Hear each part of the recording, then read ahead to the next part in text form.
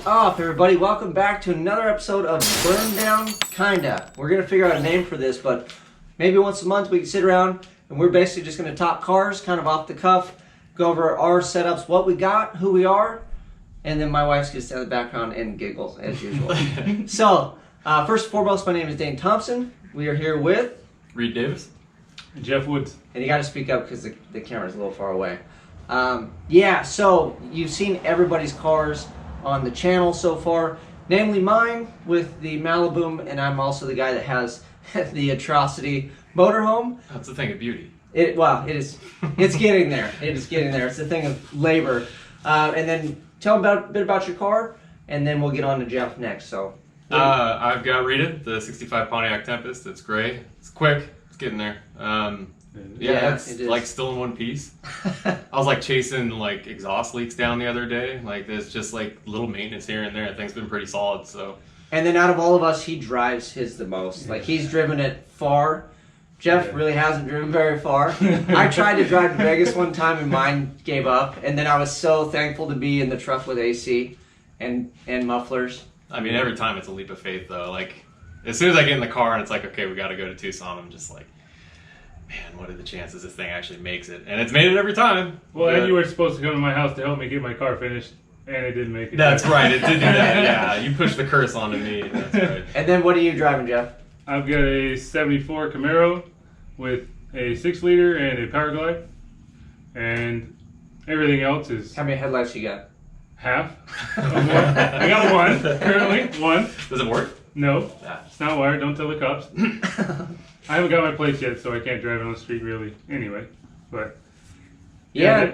that car's brand new, just trying to get it all figured out. I did drive it to zip tie once, but that was with basically a completely different setup, so this is all brand new. What did it have when you first got it? So it had the same engine, different turbo, basically everything from the engine back is different. Except for the rear end. It had the Mr. T hot side, right? Yeah. The pipes are just merged. That was Perfect. really bad. Yeah. Yeah, I think you're the only one that saw it Okay, before. so the lights flashing, so. Oh, as long as the light's flashing. We're good. I don't know where it stopped recording. Anyway, I don't know either. we're back in action. So we're going over the T-Hot side that his car came with originally.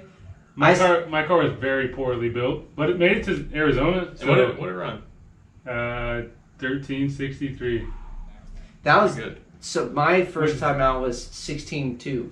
And actually, Patrick, the guy that helped you way back when, is the same guy that helped me get my car running in there. Yeah. So he was at my house first thing in the morning that day to final tune that thing so that POS could actually make it. Yeah. And it wouldn't start, that morning. Patrick was a wire guy. He did the wiring harness. He did a stripped down version for mine.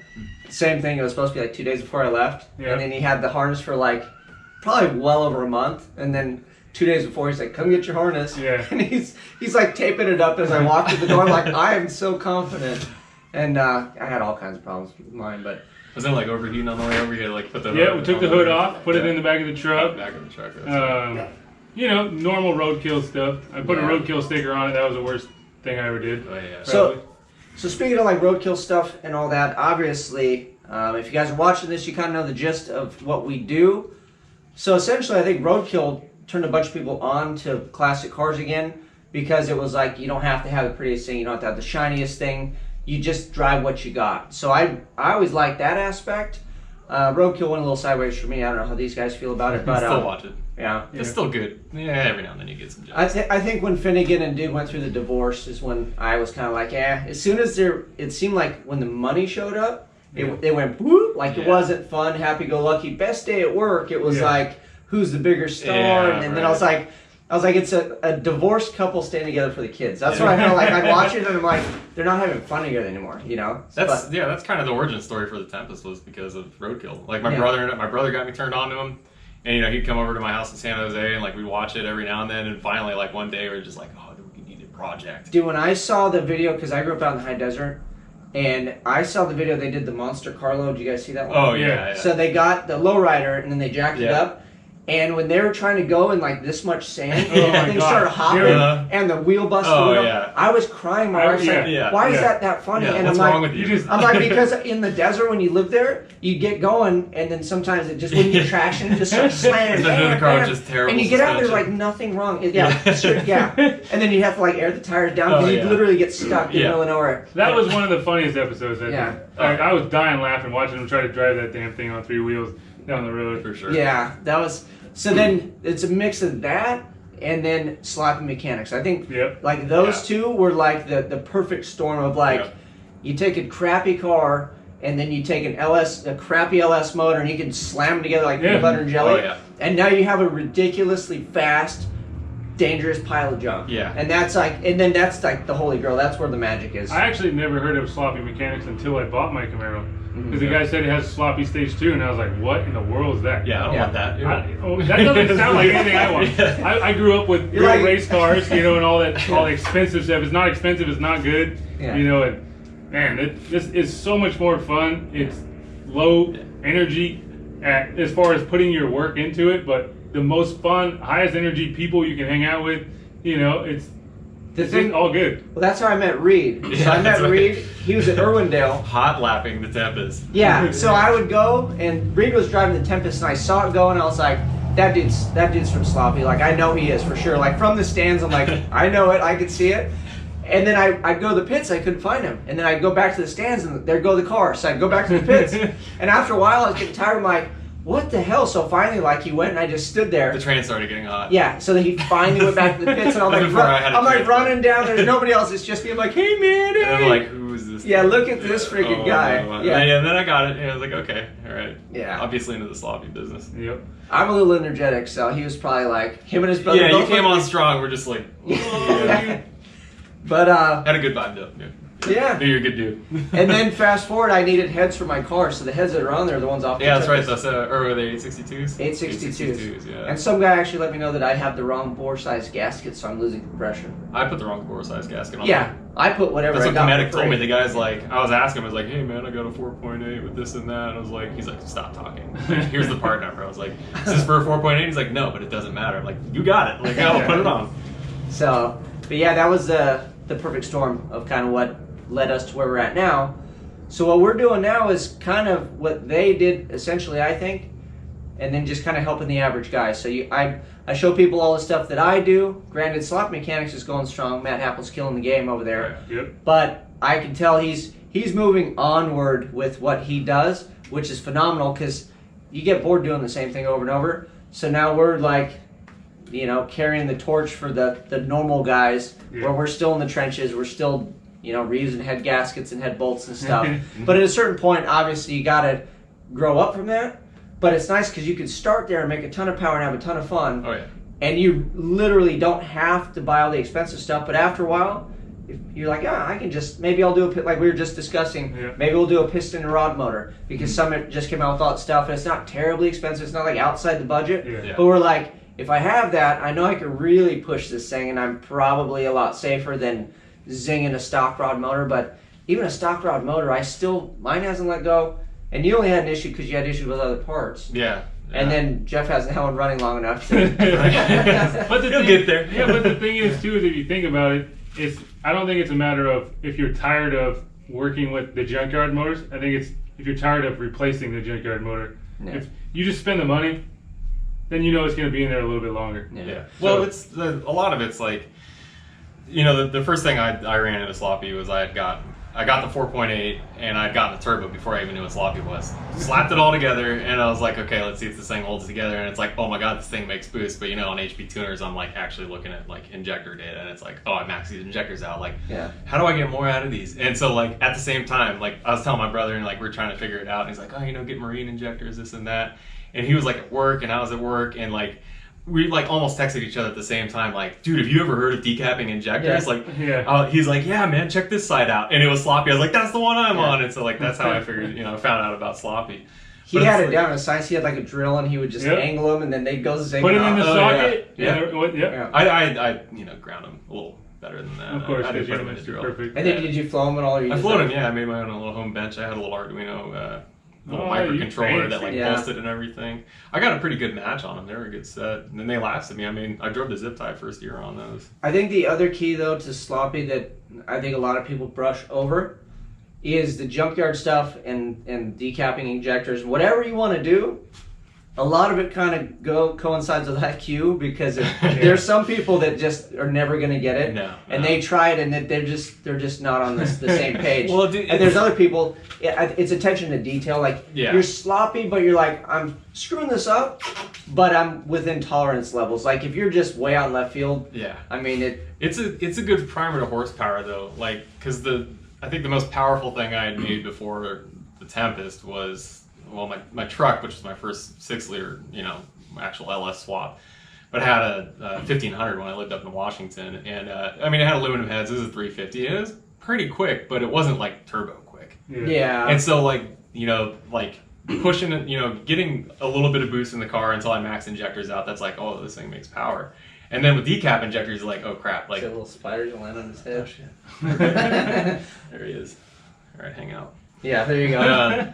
But yeah, like you get to decap injectors, and that's like a really good primer. Like, oh, this thing really makes power, and it's like just out of junk. But by decap, it's like 80 pounds. So, I mean, there's a lot of fuel. That's a lot, for free. Yeah. But it just gives you that, like, you just want more, and like a lot of what sloppy does, it's like, sure, you can like take your stuff to a dyno and make 1,000 horsepower, with a bunch of upgrades and stuff, but it's like the average person using sloppy's information, the amount of power they're going to make right out of the hole, they can't use it, so it's going to force you to make a better car. And it's going to force you to learn how to drive that much power. Look how much upgrades you've done to your cars. That thing's it's a living document. It doesn't stay still for like a week. So I did the same thing. As soon as I made like 500 wheel, it ate the converter, filled the transmission with parts, and then I was down for months after that, because the problem with sloppy stuff is horsepower is cheap.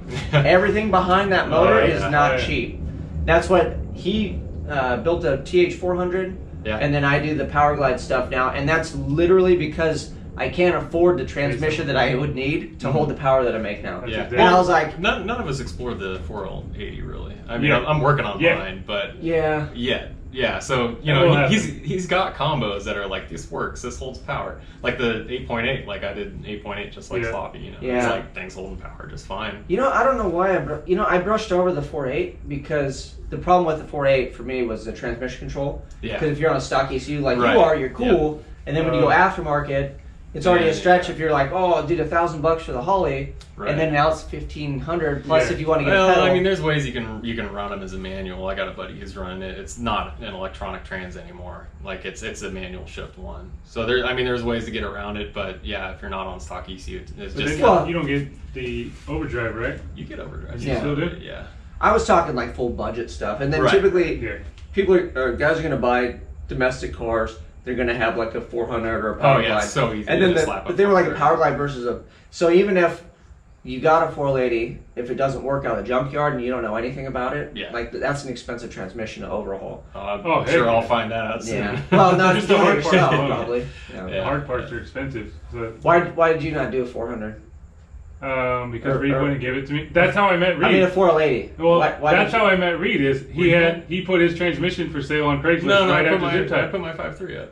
No, it was your transmission. Was it? I thought you were trying to buy a 5.3. No, it was a transmission. No, you're trying to buy a 5.3 it was like don't 6 make months. me look this up. I'm telling you, it was like 6 months later. You're like, oh man, maybe I do want to buy that 5.3, and I was like, man, that was the longest sale ever. No, I still want to buy the 5.3. No, it's gone. I know. That's beside the point. But I still want to buy it. But no, it was a transmission because you put in your ad that it said, oh yeah, drove it to zip tie or some shit, and that was like, boom. He's one of us. Okay, now I really got to meet this guy. Oh yeah, maybe. That's what really did it. And you probably showed up like a weirdo, like I did. I never. Like, no, I was. Well, no. You were asking cute questions about it. Yeah. So when I started texting him, and my wife's going, "Who the hell are you texting at 9 o'clock at night?" I said, "Oh, it's your Craigslist friends." Like, MFN. Yeah. That's how I ended up meeting him, and then because of him, I got in contact with you through trying to buy an engine, and met you at Irwindale. You got pulled into the group text, and it's all downhill from there. Yep. And that's the one fun thing about like sloppy is you already automatically know if they're And it's funny too because if you meet a guy and he's like, "Oh, I hate slot mechanics," I'm like, "Oh, I'm not gonna be friends with you." Yeah, like exactly. I just know because Enjoy your big block. Yeah. It's like, "Oh, go hop some pop kids. See you later." Yeah. Well, because the problem with those guys, they've already checked out, and it's like you obviously either don't work on your own stuff, or like you said, if it's not expensive and shiny, you can't go fast. Yeah. But those are the guys. You make a mental note, like, I don't want to be your friend, but I want to race you later. Yeah. Oh, absolutely. Yeah. When like, that car works, yeah. I'm coming back for you. But when it works, yeah. Exactly. There's like people who just got to make like the 454 work, or like you know, they're just like there's so much. The Pontiac guys. Yeah, they're just so like brand specific, Pontiac engine. and it's like, man, like what I decided to go with an LS was like I had my 350 in the Tempest, and it was like, okay, I think I had smoked a rod bearing or something. I was like, okay, this thing's knocking pretty good. And I'm like, man, I want to do a turbo build, and so I was like, I got this shopping list together on Summit, and it was like, okay, $1,500 for a crank. Yeah. Oh, I just stopped there. I was like, there's no way. Like, I can't afford it. And then it was like, started doing a little research. Like, oh, I guess LSs make good power. And it was all downhill from there. My first introduction to later model stuff actually was a Ford motor. Mm-hmm.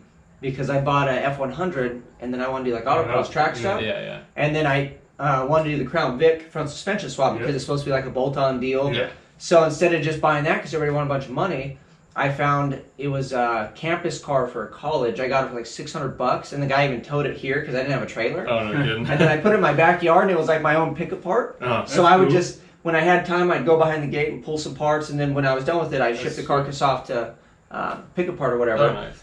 But I got to the motor portion, and I had a Y block in it, and I wasn't going to do anything with it because it's carbureted, and that was kind of my thing. But I'm like, it already runs, it's already here, it already bolts to that front end. Yeah. So I just put it in and then figured the rest out, and it was kind of difficult for me. And then I had some buddies that my buddy bought me a Ron Francis wiring kit. I'm like, oh, it's going to make it easy. It's just a panel, and then you have to hook every single lead to it. Yeah. And him and his brother came over and really helped me with all that stuff. We got it running. And then I was so afraid to mess. I got SET tuners or whatever. I didn't know anything, so I just got it to like run, and I played with like the math settings, and it would just run and drive. I'm like, that's cool, that's it. And I never tuned it or did anything, but I'd look it up, and they kept talking about how the bottom ends on those are bulletproof, like, but the heads suck on the 2-valve. And then I started looking at the 4-valve stuff, and then after that, I'm like, well, if I'm going to go through all this money, you might as well go turbo. And then it always leads back to an LS because everything else is just too much money. Yeah, really, and it's like bang for the buck.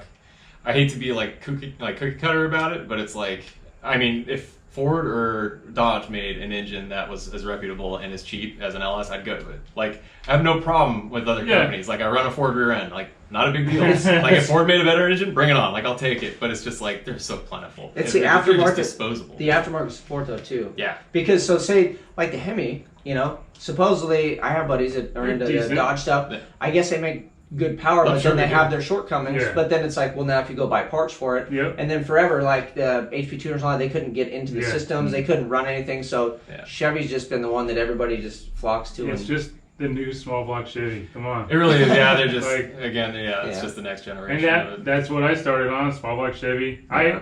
I don't know about how deep your guys' race car career goes, but I bought my dragster when I was 15 years old. Not that deep. Yeah. So no. I've been doing this. I've had this bad habit, and it would be cheaper to do drugs like we talk about. Yeah. Oh, yeah. Absolutely. And drugs. So I've been doing this since I was 15 years old and before that. And so I built my dragster with my dad.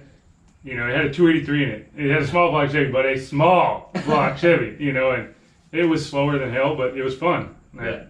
And then I progressed, and I met this guy at a car show, and he gave me the parts to build a 383 with the exception of a head. And I was like, holy shit, it's good crank, good rods and pistons, and then it was a little bit quicker, and then a little bit quicker, and then after that I met a guy and got to drive his 7.0 Pro car. Got to go 200 miles an hour in that thing. I was like, it's crazy. You're ruined at that point, though, because you can't afford that. But believe it or not, this is more fun because it's not all this pressure on you. Literally that motor. Speak for yourself. Okay, I've done it, so maybe I'm a little bit jaded, but going 200 miles an hour in a car is fun and all, but it's just there's so much to it. You can't just go out there and be relaxed and have a good time and enjoy yourself. If you're John Force, you can. Well, they'd be like, this is so slow. Turn it up. Except for John Force, it's all, at that point he's not racing right now because he needs money. right? If it doesn't make him money, he's not going to do it. Right. Versus this is fun. Yeah. That's all that matters is fun. Come on. Much. Yeah, it's life is too short. Yeah. Let's have fun. You have a good time. Yeah, it's cool. Like being at the track, like, you know, when we went, when your car took its maiden voyage, it was like, okay, you're having problems in the pits. Like I helped out a little bit, and it's like, okay, well, Dane's got him. He's got him covered. You know, he knows. You know, I'm thankful for you guys because. And I was just like, I'm gonna go make a pass, and it's like fire the thing up. You don't need anybody there. You can just kind of wave at everybody as you go by, and it's like. Make a good pass and come back and have some lunch. It's like you don't have to tow anything around. Yep. You don't have to have people stay. Well, you drove the dragster. And you will too at some point. Poorly. I think too, because everybody always has a debate. Street car, race car, right? Yeah. What differentiates the two? So in my opinion, if you can't drive the thing back or you can't drive around at the track, you need like something pushing you around. Yeah. That's when Street Outlaws kind of just really went downhill because they were supposed to be street cars and they were always like, this is a street car, this is a street car. You look at them now, they like have their golf cars and all their crap and they're full on pro modded, no radiators. Hey man, I saw Old Heavy tow somebody back. That's a street car still. All steel, baby. All steel. JJ does a video of those guys. Okay, alright, yeah. He's like the Chuck Norris of But like you guys both, you know, you kind of got a glimpse of how much work it takes. You know how much work it takes to drive a dragster. I couldn't even do a burnout. Well, once you're locked in, a good burnout, I should I've got friends that own them, and you have a team. They have a team of people because they get in and they're in there, and you can't do anything. And they basically I can't even put my own seatbelts on. Oh yeah, you got like Chad putting the brace on, and I'm like, I guess I'm good. Yeah, you need Chad, and you need. But the problem is, you also need good friends because you need to be able to trust that they did their job right. Absolutely. And you got to know that they're going to show up and help you for no freaking reason because it's a pain in the ass to help someone in a dragster. Yeah, really. Like when I drove it's so much work. Like I was like, all I'm doing is hitting this pedal and steering. Like everybody else did everything for me. Like all I got to do is just go fast. Like that's a lot of teamwork. The first glimpse I got into the actual like street car, if you want to call it, is Model Man had a '64 Fairlane Thunderbolt clone, and that car was so much fun. People loved it because it was still nostalgia. People could kind of relate from when they were kids, and then driving down the fence at Irwindale in time we go to the Moon Eyes show, people were just hooting and hollering, loved the car because it was just cool looking, right? Yeah. And it was like, man, this is way more fun than driving at 200 miles an hour because 200 miles an hour is work from 7 o'clock in the morning till 9 o'clock at night. It's never ending, you know. And that we weren't even changing. I worked on a nitro funny car, and that was even more work, right? It's like in drag racing, it's the opposite of most other racing. The more money and the more time you spend on the car, the less time you get in the seat. That's true, yeah. So at least this, you can drive it on the street, you can have fun, and then you go to the track and blow people's mind, like how'd that POS go that quick?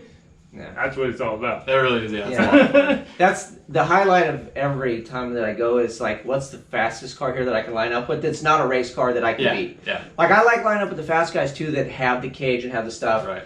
Because it's fun when you can wax one of those dudes, like you're really chopping down the big boys. Dude, I almost feel bad sometimes. You're like, man, they put so much work into this. I just blew them out of the water. But when any of the street car stuff, it's always fun. I haven't had, I don't think I could compete with the GTR yet, but we're getting there. I think you're in GTR territory. You're getting close. I don't know what those things are on. They're pretty damn As long fast. as I can beat a Hellcat, that's all I care. Yeah, Hellcat. It's just. And then about a demon. No, I can't beat a demon. Man, yeah, you can. Not yet. Soon. We'll see. Soon. Those things run what, like mid-9s? If you know how to drive it. Yeah, with like a team prepping that thing and like getting in all the conditions right. That's you like got to push the right buttons, dude. That's if you don't have. It's like the controller, AV. It's I don't know, man. Like those cars are cool, but Copo Camaros, those are all really cool because you can just go buy it and do it. Yeah. But at the end of the day, the fact that you built your own car, I think that makes it that much cooler. Yeah, it's pretty. Well, it's interesting to see people's faces when you pop the hood. They're like, they don't know if they should be like scared or like proud of you. Like, it's like, wow, you made that go down the track. Like every time you pop the hood, you're like, oh yeah, I should have made that look better because it's like I got this stupid like elephant trunk going in, but it's like neck down to like a 3-inch. Wait, you just watch their excitement go away because it's like it just drains from their face. Because they're like, oh my god, they expect to see like chrome. They're like, oh, it just looks really bad on the outside. They pop the hood, and you're like. It looks really bad on the inside. It looks even worse now than it did. Shut the hood. Like they expect it to be like the light shining where it's like, the music plays, but instead it's like death metal. Dark abyss, It's just a clown from It. He's like reaching for him. They're like, oh god, shut the hood. His hands in the hood, So some people get it though. Like they see like the work that you've done, and like, I mean, putting it in a GM platform and like they're pretty easy to bolt right up. But still, there's a lot of stuff that you got to like fabricate in. And but for you, making your car get to where it's at, it's not. I mean, having the horsepower is one thing, right? Having a dyno number like, ooh, look how much power I made. Yeah, but making it go down the track as quick as you have, there's a lot to that people either understand or they just don't understand. If they go to the track, they know. If they don't, they don't. But unless you bought a new Camaro and are like, why is it not? My car's pretty quick, but it's not like really fast. What did you do different? Some people just don't get it. Yeah. Well, here's the other thing though too, because we have my wife has that 2016 Camaro. Yeah. So we bought her that so she could do like dual purpose because she was supposed to run the Malibu because I had the Maverick I was building. That's right. So I basically took that away from her and then we gave her the Camaro. The life insurance policy didn't go through or something. Yeah. And so we have that Camaro and it's fast. Like I'll let you guys drive one so I can take it out. Like you go and the thing accelerates, it does everything great, but it also blocks out all the noise, you can't hear the wind. Yeah. So you can do 100 miles an hour and we can just sit and giggle and like not even realize you're doing 100 miles an hour. And then you're like, oh, I need to hit the brakes, and then it slows down. There's like no shimmy in the wheel or no death wobble, no like, oh, my transmission's gonna come through the floor. Yeah. So it actually takes, even though it's that fast, I always told her, I said, I want you to drive my car. My plan was to turn my car down to where it would go slower than her car. Let her run passes back to back and then show her the slips. Yeah. But ask her which one she thought was faster. Oh, that's a good And I was like, I guarantee she'd be like, oh my God, the Malibu was on rails. I'll be like, dude, that was a 14-second pass on it. Yeah, that was slow. I mean, like, you just clicked off like a 12 in your stock Camaro. Yeah, you can let go of the steering wheel now. But the thing that I do enjoy about that car, I feel it's funny because I'm the opposite. So I'll drive the Malibu around and I look trashy with my mullet hanging out. Like, I'm the coolest kid on the block. Oh, yeah. You put me in the Camaro, I'm like, windows up, AC on, don't look at me.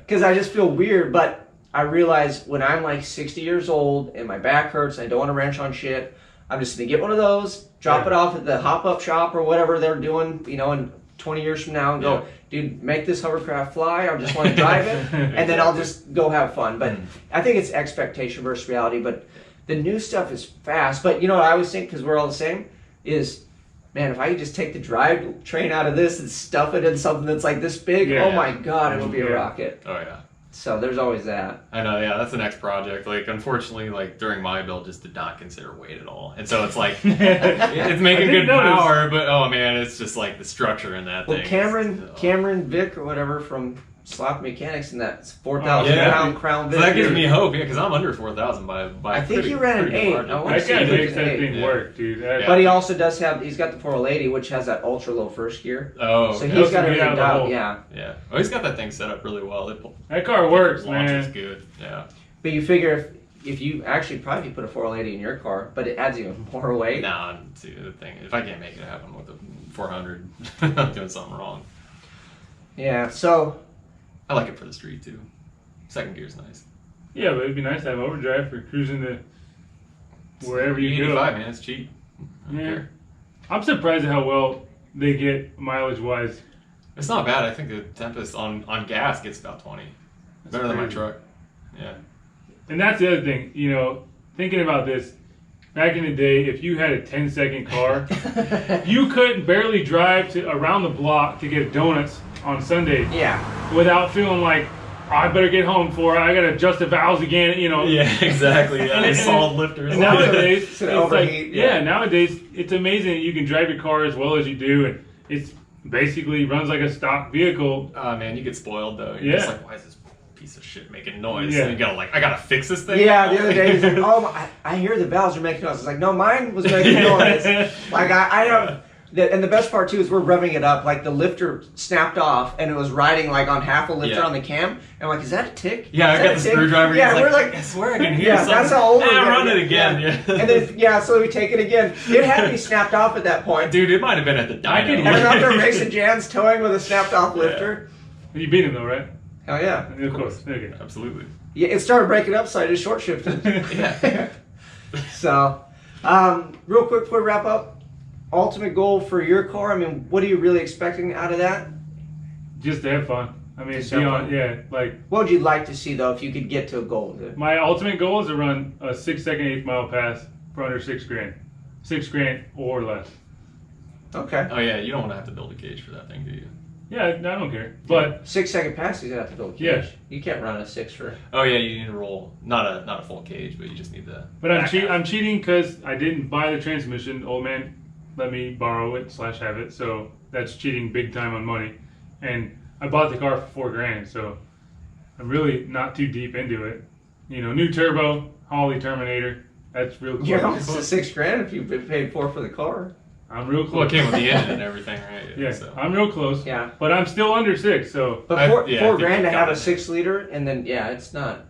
I'm doing You got pretty another well. 500 in the rear end once that twig snaps. Hey now. Don't put that No, on the I want to universe. see how much that thing holds. I'm It's generally, interesting. yeah. It's I'm got a genuinely mini spool, curious. so it's really hard on axles every time I turn the corner. Yeah. You guys saw pushing it. It does not want to go. Mine. I don't think pushing it's going to do it. I think No, a I'm saying- hefty trans brake drop's going to do it. As Yeah, the I had a- opinion's going, I think. I had the 8.5, the original one that was in my car. It was original to it, Yeah.